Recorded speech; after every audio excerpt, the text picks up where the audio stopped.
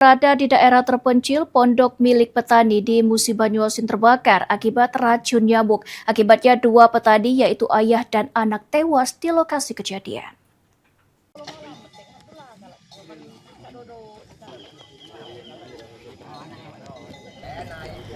Kebakaran menghanguskan sebuah pondok kayu di kawasan terpencil Desa Kasmaran, Kecamatan Babatoman, Kabupaten Musi Banyuasin.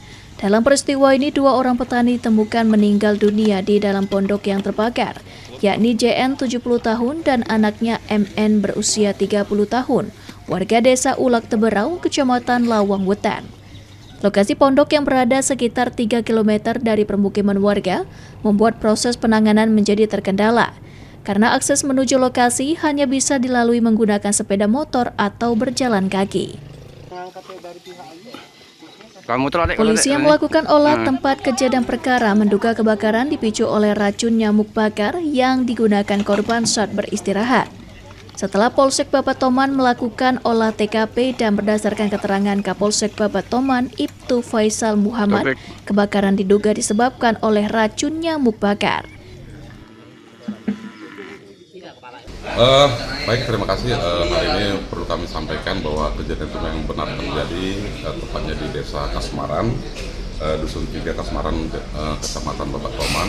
Telah terjadi kebakaran satu rumah pondok di kebun yang mengakibatkan ada 2 orang meninggal, satu atas nama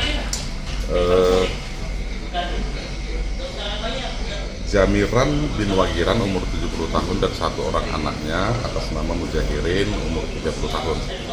Perlu kami sampaikan sesuai dengan keterangan saksi atau keluarga daripada korban bahwa kebiasaan keluarga tersebut adalah setiap malam menghidupkan racun nyamuk dan besar kemungkinan kebakaran terjadi akibatkan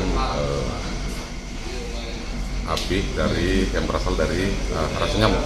Selain menelan 2 korban jiwa, kebakaran juga menghanguskan seluruh isi pondok termasuk 2 unit sepeda motor, tabung gas, kompor gas, hingga surat-surat berharga. Total kerugian diperkirakan mencapai puluhan juta rupiah. Ruzi Iskandar, PAL TV.